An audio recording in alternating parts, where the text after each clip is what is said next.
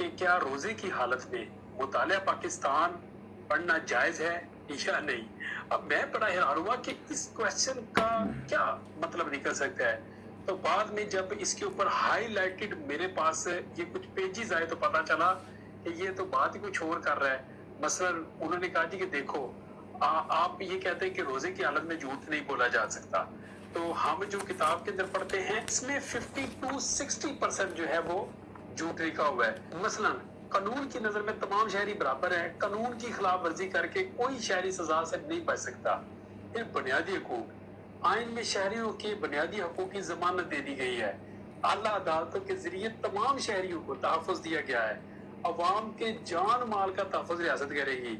अवाम को आज़ादी तहरीर और तकरीर है, यानी जो मर्जी लिखे जो मर्जी बोले, आजादाना नकलो हरकत जहां मर्जी जाए, कोई टेंशन नहीं है। कि क्या हम ऐसी चीजें रोजे की हालत में पढ़ सकते हैं कि जिनका सिरे से कोई वजूद ही कोई नहीं है। मेरा ख्याल है कि आप सब भी इंटेलेक्चुअल है, आप इस बात का जवाब दे दें कि क्या रोजे की हालत में फिर मुतालिया पाकिस्तान पढ़नी जायज है कि नहीं।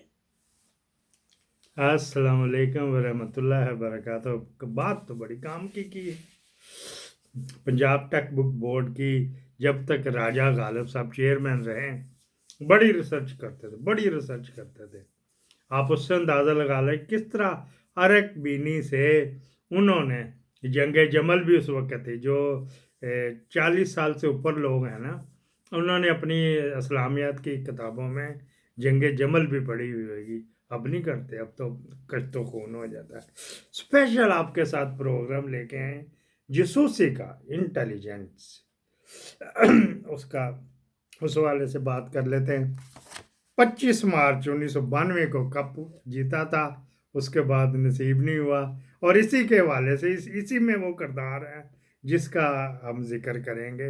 ये जो है ना इंटेलिजेंस स्टोरी, हॉरर स्टोरी। अच्छा जी, वाना में पुलिस और वो भी एफसीबी लड़ पड़ी आपस में, 2 बंदे शहीद हो गए।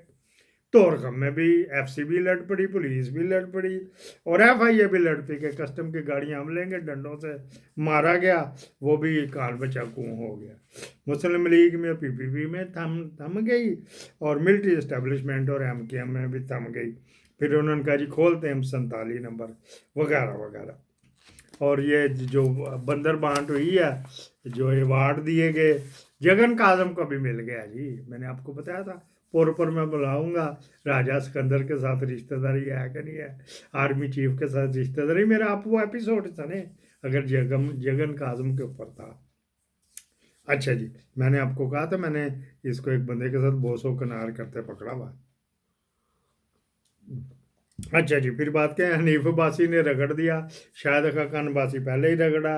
उस्मा कारदार ने फीमेल्स की शलवारें उतरवा के चेक कर ली, उसका कोई चीज़ चोरी हो गई थी, वो कहती कि अपनी डिग्गी में न रख ली हो। और इस्लामाबाद में जो है जराइम का रिकॉर्ड टूट गया। लाहौर में भी 582 पर्चे हो गए, जो नहीं हुए तो वो अलग बात है जी। क्या है, और जो कामरान शाहिद, इफ़त उमर और मुनीब मुन्ना जो बोल रहे हैं, उनके ऊपर ने उनको मिला नहीं ना अवार्ड, तो इस वजह से वो जो है तिलमिला रहे हैं। वो टेम्परेरी होते हैं, इन पर कभी भी एतबार ना करना। हाँ जी, ये ना समझना है कि इसके फेवर में कभी भी नहीं। इनके कोई जो इनके जिसके तुखम से बने हुए हैं ना, वो बस उसकी माँ को भी नहीं पता कि क्लब में ये हो गए आएंगे ये वाले, ये तलत हुसैन तो जवेद चौधरी तो, और तो वो जो था नुसरत जवेद, तो रीमा उमर थे, बनीश सलीम थे, और न जाने क्या कुछ। अच्छा जी, ये बात करते हैं जी, अब हम वर्ल्ड कप की मुबारकबाद आपको दे दी ना, बयानदा कभी आना ना कोई, शायद अब करा दी कि तू मैं तू कर दी हर एक ने। लेकिन मरवत आ गया, मैं बोल नहीं रहा मरवत के ऊपर, आपको पता है ना, मैं शुएब शाहीन के ऊपर भी नहीं बोल रहा, मैं असद कैसर पे भी नहीं बोल रहा, मैं वो लगे रहे। मैंने सिर्फ आपको ये कहा आपने उन बातों पे ध्यान देना जो बाजी लीमा कहती है, बस। बाकियां तो सारी माँ देती थी। बीमार हूँ, तीसरा क्लिप शायद ना हो सके, छींके भी आ रही, नक भी वगैरह है, नज़र लगी है, दुआ की ज़रूरत है। अच्छा जी, बात ये करते हैं, एक जोड़ा था, मियाँ बीवी बड़े खुशहाल रहते थे, कौम उनकी राई थी, मजंग में रहते थे। तो वो जो माँ थी टीचर भी थी, तो प्यो भी काम शम करता था, दिहाड़ी लगाता, तो उधर ही टेम्पल रोड करीब है, तो वहाँ पे मिल जाता है। जो मजंग वाले हैं ना, उनको टेम्पल रोड पे आम शाम सेल मैनी के मिल जाते हैं, मतलब कुछ ना कुछ चक्कर लगता है। मैं भी उधर थोड़ी देर काम किया, उधर मुझे उन्होंने CFO रखा था। जब देखा तो बिलियनर था। बाहर छोटी सी हट्टी है, फ्रिजों की, एयर कंडीशन की, टीवी की। जो अंदर देखा तो बुरा हाल। जब गोदाम चेक किया मैं अकेला, ये तो इनकी जब टैक्स रिटर्न देखी तो अपना मैंने माथा था इनका। अच्छा जी, वहाँ पे वो रहता था जोड़ा, तो उनकी कोई अनबन हो गई, बड़ा बुरा बुरा होता, बच्चे रुल जाते हैं।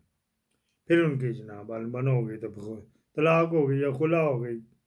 फिर बाप उधर ही धक्के खाता रहा, माँ उठ के चली गई। 3 बच्चों, एक बहन है, 2 भाई है, मॉडल टाउन चली गई। बेटी शेटी ओकी सोकी करके ब्याह दी, तो जो 2 बेटे थे वो बिगड़ ही गए।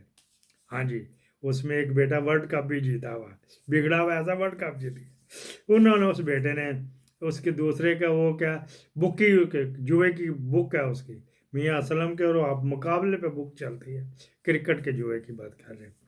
अच्छा जी, फिर मैं नाम नहीं ले रहा खुद ही। अच्छा, फिर क्या हुआ जी, इसने कहा हुआ था कि ये हाथ मारना तो लंबा मारना, जिस तरह मैंने मारा हुआ था गोल्ड स्मिथ फैमिली में।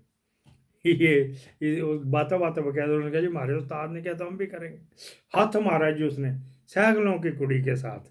आहो, गबलू गबलू तो शादी हो गई। इस तरह उसी वर्ल्ड कप में जवेद मियाँ दाद भी था, उसने भी बड़ा लंबा हाथ मारा। उसने भी सैकड़ों, उसकी कज़न थी, जो उन दोनों के ससुर आपस में कज़न थे, उसने भी सैकड़ों के घर ही हाथ मारा था।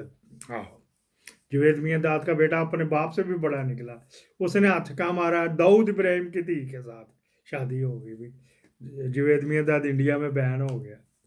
अच्छा जी, बात हो गया, चलता रहा।